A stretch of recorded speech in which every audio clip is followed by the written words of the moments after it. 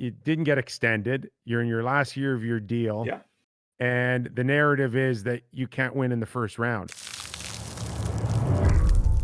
All right, north of the border, let's go to the Toronto Maple Leafs, Mac, and the hot story coming out of a lot of the media here is they just want to hand Jack Campbell the number one job. And I look at this, Mac, and I say to myself, when Jack Campbell got traded to the Toronto Maple Leafs, he had less than 60 career games under his belt. Now they want to throw it all on his shoulders to end this miserable drought of Stanley Cups lost year after year with the Leafs.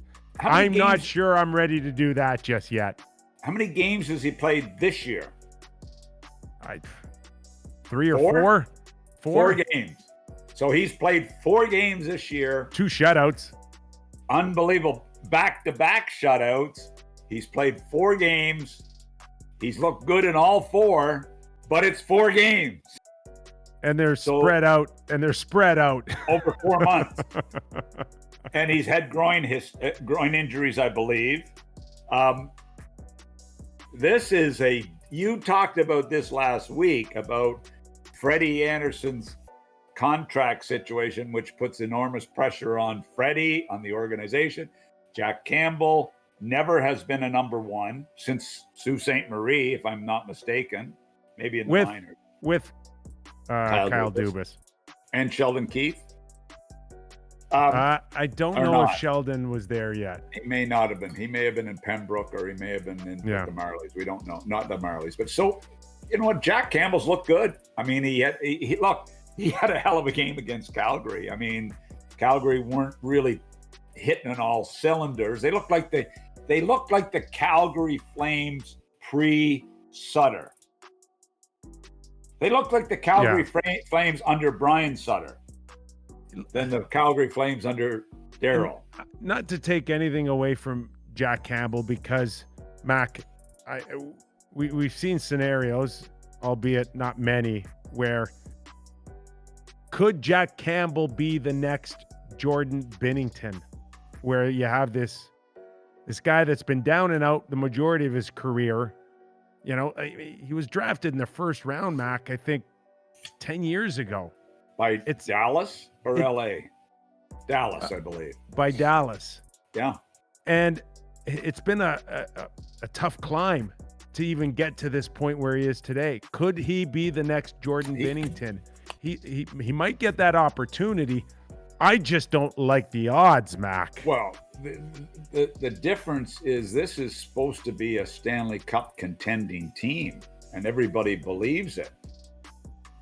Most Toronto Maple Leaf fans believe it, are hoping that it's going to be the case. And what Stanley Cup contender has this much uncertainty between the pipes? The Freddie Anderson question is big. Can he get it done? Can he win?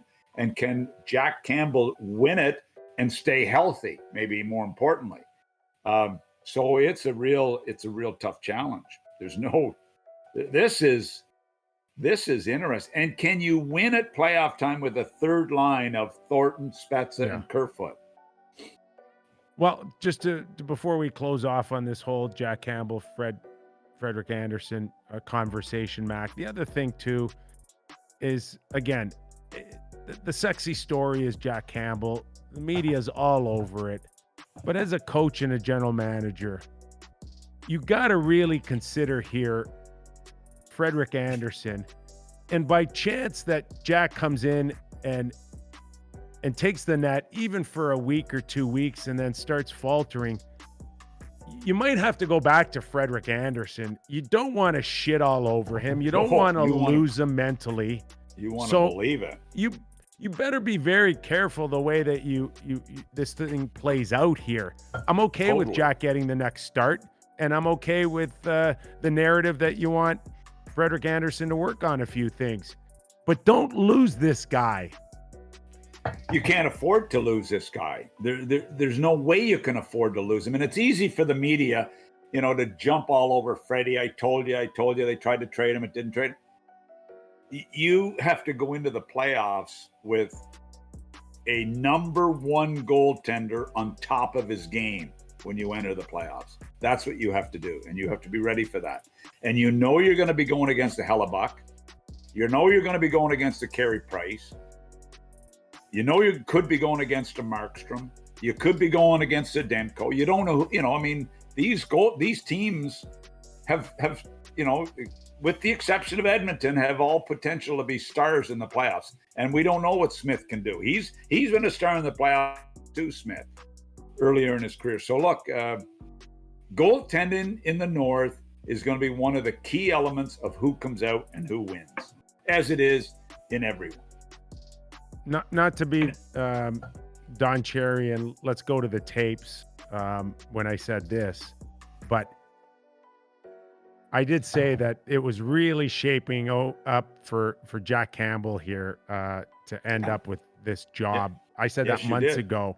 You did. And I don't think Frederick Anderson's a dumb guy.